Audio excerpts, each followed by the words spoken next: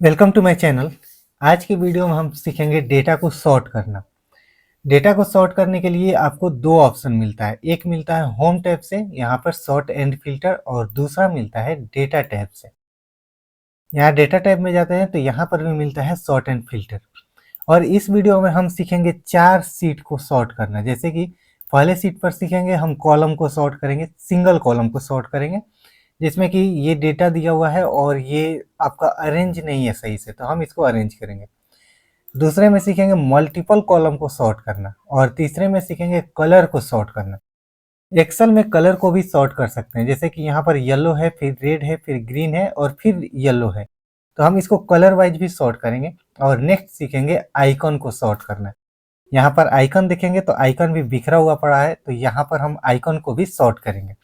तो चलिए स्टार्ट करते हैं। हम सबसे पहले कॉलम को सॉर्ट करना है। हम पहले ये देखेंगे कि सॉर्टिंग होता क्या है। जब डेटा एंट्री होता है तो डेटा एंट्री अल्फाबेटिकल ऑर्डर में नहीं होता है, जो पहले आता है वो डेटा एंट्री हो जाता है। तो जब हमें उसको अल्फाबेटिकल ऑर्डर में अरेंज करना होता है तो दो ऑर्डर होता है, एक असेंडिंग ऑर्डर होता है और एक डिसेंडिंग ऑर्डर होता है। अल्फाबेटिकल ऑर्डर में अगर असेंडिंग देखें तो ए टू जेड होता है, ए से स्टार्ट होता है जेड तक जाता है। और अल्फाबेटिकल ऑर्डर में डिसेंडिंग मतलब जेड से स्टार्ट होगा और ए तक जाएगा। वहीं अगर हम नंबर में देखते हैं, असेंडिंग मतलब 0 से स्टार्ट होता है, इन्फिनिटी तक जाता है। और डिसेंडिंग देखते हैं नंबर में, तो वो मैक्सिमम से स्टार्ट होकर मिनिमम तक जाता है।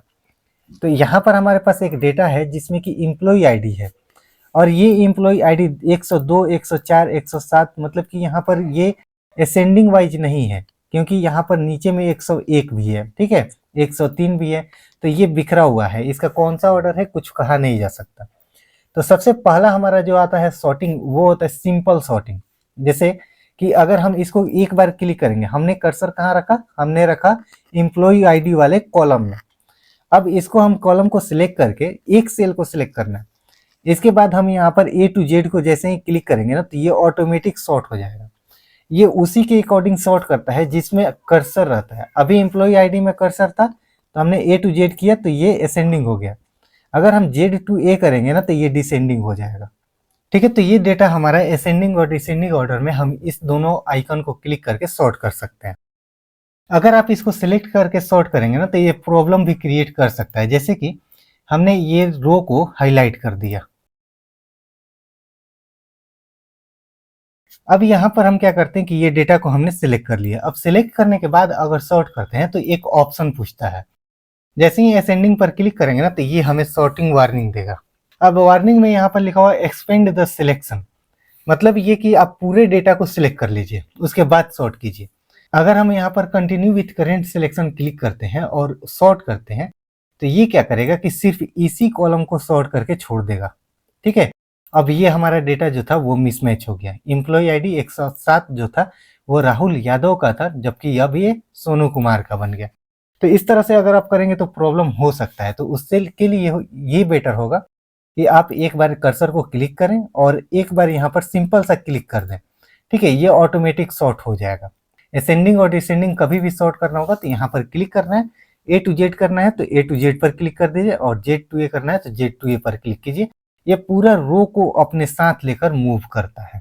अब दूसरा होता है कि हम यहाँ पर अगर जाते हैं सेल्स में, तो यहाँ पर दिया हुआ है आइटम और कंपनी, दो कॉलम है हमें, और दोनों कॉलम को असेंडिंग वाइज रखना है।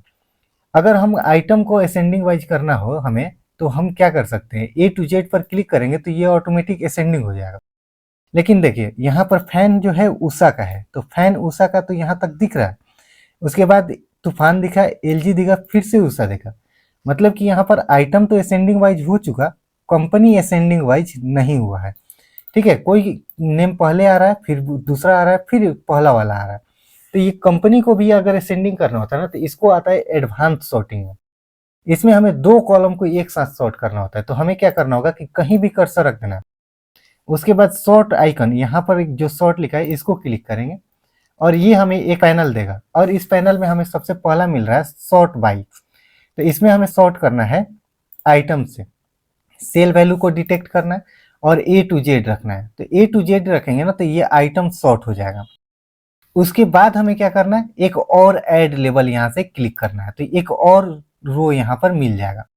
सॉर्ट बाय में तो हमने दे दिया item, then by, sort by item, then उसके बाद हमें क्या करना होगा, कंपनी लेना होगा, सेल वैल्यू और ए टू जेड। अब ओके करेंगे तो देखिए यहाँ पर फैन एलजी का आ गया तो एलजी का ही रहेगा। उसके बाद तूफान का आया फैन तो ये तूफान का ही रहेगा। उसके बाद दूसरा का, इसके बाद दूसरा प्रोडक्ट स्टार्ट होगा। तो इस तरह से आप मल्टीपल कॉलम को भी नजर में रखकर उसको सॉर्ट कर सकते हैं। तो नेक्स्ट आता है हमारा कलर सॉर्ट। अब यहाँ पर अगर हम देखते हैं कि पेंडिंग है येलो कलर, ड्यूज है रेड कलर और पेड है ग्रीन कलर से, ठीक है, और ये अलग अलग पोजीशन पर है। अगर हम इसको असेंडिंग वाइज करना चाहें तो ए टू जेड पर क्लिक करके असेंडिंग कर लें, और डिसेंडिंग करेंगे तो जेड टू ए पर क्लिक करके डिसेंडिंग कर लिया। लेकिन कंडीशन हमारा ये है कि पेड वाला पहले आना चाहिए, लेकिन असेंडिंग किए तब भी नहीं आया और डिसेंडिंग किए तब भी नहीं आया। तो इसके लिए हम क्या करेंगे, कलर सॉर्ट करेंगे, ठीक है। तो इसके लिए हम क्या करते हैं कि कहीं भी कर्सर रखेंगे और इसके बाद सॉर्ट पर क्लिक करेंगे, और यहाँ पर हमें पेमेंट स्टेटस सेलेक्ट करना होगा। पेमेंट स्टेटस सेलेक्ट किया, इसके बाद सॉर्ट ऑन, तो हमें सेल वैल्यू को डिटेक्ट नहीं करना, अब सेल के कलर को डिटेक्ट करना है। अगर आपका फॉन्ट कलर है तो फॉन्ट कलर भी डिटेक्ट कर सकते हैं। तो हमने सॉर्ट किया कलर के बेस पर, सेल कलर, उसके बाद हमें ऑर्डर में दिखाई देगा।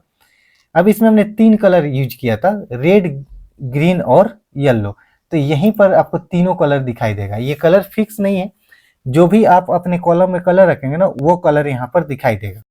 तो हमें क्या करना है, सबसे पहले ग्रीन रखना है, उसके बाद इसमें सिलेक्ट करेंगे ऑन टॉप, मतलब ग्रीन जो होगा सबसे ऊपर आएगा। उसके बाद ऐड लेबल क्लिक करेंगे, पेमेंट स्टेटस लेंगे, उसके बाद फिर से सेल कलर लेंगे और इसके बाद हमें रखना है येलो कलर को, तो येलो रखेंगे, ऑन टॉप रखेंगे, फिर से ऐड लेबल, और उसके बाद हम फिर से पेमेंट स्टेटस सेलेक्ट करेंगे, सेल कलर सेलेक्ट करेंगे और यहाँ से रेड सेलेक्ट करेंगे, ऑन टॉप। अब ऑन टॉप को हटा दीजिए, यहाँ से हमें देखिए ऑर्डर, ऑर्डर में क्या है, सबसे पहले ग्रीन है, उसके बाद येलो है, उसके बाद रेड है। इसी तीनों के बेस पर ये स्टैक हो जाएगा। अब ओके कर देना है। देखिए सारा ग्रीन वाला पहले आ गया, इसके बाद जाएंगे तो इसके बाद येलो वाला आएगा, उसके बाद रेड वाला आएगा, ठीक है। तो इस तरह से अगर आप कलर को सॉर्ट करना चाहते हैं तो एक्सेल में आप कलर को भी सॉर्ट कर सकते हैं।